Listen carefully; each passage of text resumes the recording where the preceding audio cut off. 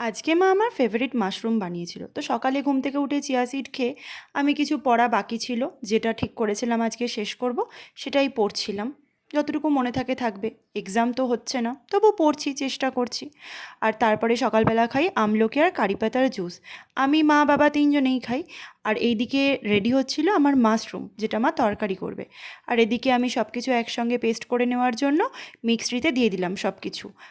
আমরা তিনজনেই যেহেতু খাই, তাই কোয়ান্টিটিটা একটু বেশি পরিমাণেই লাগে। আর মা ওইদিকে আমার ব্রেকফাস্ট বানাচ্ছিল, যেটা ছিল ওটসের চিলা, যেটা এই রিসেন্ট আমি প্রচণ্ড খাচ্ছি। এই যে তৈরি হয়ে গেছে জুসটা, যেটা খেতে সত্যিই ভালো লাগে না। আর মা বললো এই মাশরুমের তরকারি করার জন্য একটু পেঁয়াজ কেটে দিতে।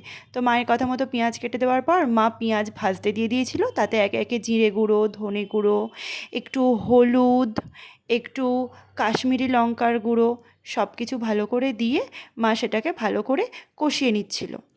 তো মা কষাতে কষাতে আমাকে জিজ্ঞেস করছিল যে গরম মশলা দেবে কি না, কারণ গরম মশলা যে যার টেস্ট অনুযায়ী। আর তারপরে মা সেদ্ধ করে রেখেছিল কিছু আলু, সেই আলু আর মাশরুমটাকে একসঙ্গে দিয়ে দিলে একটু, আর এটা হচ্ছে দিয়েছিল চিনি, চিনিতে মা ওই নকুলদানাগুলো ফেলে রেখে দেয় ওটাই। তো এটার সঙ্গে জল মিশিয়ে দিলেই বা কষিয়ে নিলেই যেমন কষায় তৈরি হয়ে যাবে তরকারিটা, যেটা খুবই টেস্টি হয়। তারপর আমি মায়ের সঙ্গে কথা বলতে বলতেই চিলাটা খেয়ে নিচ্ছিলাম। আজকে 3টে চিলা নিয়েছিলাম, ছোট ছোট ছিল বলে বেশ টেস্টি হয়েছিল। আমার সব সময় এটা টেস্টি লাগে, আর ডিম দিলে তো টেস্টটা আরও বেড়ে যায়। আর প্রতিদিনের মতো এই কাকটা চিৎকার করে করে মাথাটা তো ব্যথা করে দেয়, আর এই বিড়ালটা কোথা থেকে আসতে শুরু এটাই। করছে সত্যিই জানি না, এসে সারাক্ষণ বসে থাকে। আর এই যে আমাদের মাশরুম রেডি।